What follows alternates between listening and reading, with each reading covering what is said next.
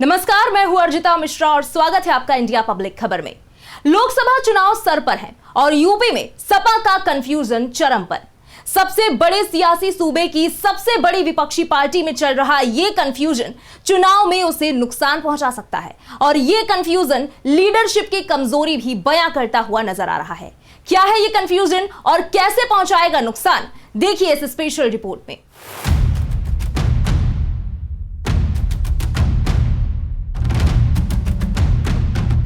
हम अपनी फिक्र का चेहरा बदल कर देखते हैं, तिलिस्म ख्वाब से बाहर निकल कर देखते हैं। कैसर सिद्दीकी का ये शेर सपा मुखिया अखिलेश यादव पर एकदम सटीक बैठता दिख रहा है।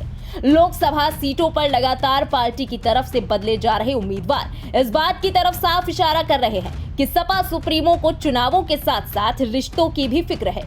सपा ने कल मेरठ में अपना प्रत्याशी बदल दिया। देर रात सपा ने इसकी घोषणा की। अब मेरठ में भानु प्रताप सिंह की जगह अतुल प्रधान चुनावी मैदान में मोर्चा संभालेंगे।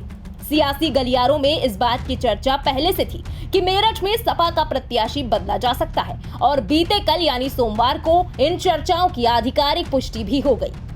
इससे पहले सपा ने बदायूं में पहले धर्मेंद्र यादव को चुनावी मैदान में उतारा, उसके बाद बदलाव करते हुए शिवपाल सिंह यादव को मोर्चा संभालने की जिम्मेदारी सौंप दी और धर्मेंद्र यादव को आजमगढ़ से चुनावी मैदान में उतार दिया।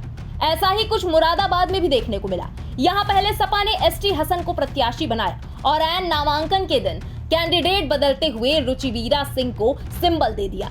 रामपुर में पहले चर्चा हुई कि आसिम रजा सपा प्रत्याशी होंगे, लेकिन ऐन मौके पर मोहिबुल्लाह नदवी को सिंबल दे दिया गया, जिसके बाद सियासी गलियारों में चर्चा चली कि एसटी हसन और आसिम रजा की दावेदारी पर आजम की रजा नहीं थी, जिसके चलते अखिलेश यादव को मुरादाबाद में प्रत्याशी बदलना पड़ा तो रामपुर में डिसीजन।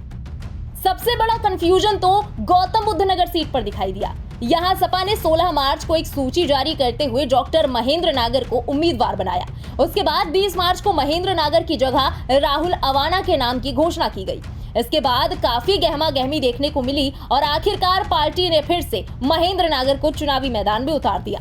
बिजनौर सीट का हालो हवाल भी आप सबने देखा होगा। यहाँ समाजवादी पार्टी ने 15 मार्च को एक सूची जारी करते हुए यशवीर सिंह के नाम पर मुहर लगाई। इसके बाद 24 मार्च को यशवीर सिंह की जगह दीपक सैनी को उम्मीदवार बनाया गया।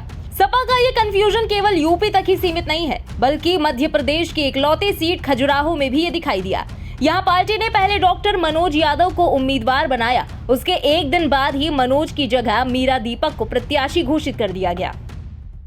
सियासी पंडितों और राजनीतिक विश्लेषकों की माने तो सपा को इस कंफ्यूजन का खामियाजा भुगतना पड़ सकता है, क्योंकि बार बार उम्मीदवार बदलना इस बात की तरफ संकेत देता है कि पार्टी में अनुशासन की कमी है। वहीं यह कंफ्यूजन गुटबाजी को भी हवा देगा। इसके अलावा आंतरिक विरोध को आमंत्रण भी, और यह बात जग जाहिर है कि आंतरिक विरोध हर लड़ाई में हार का कारण बनता है, फिर चाहे वो चुनावी संघर्ष हो या फिर सीधी जंग।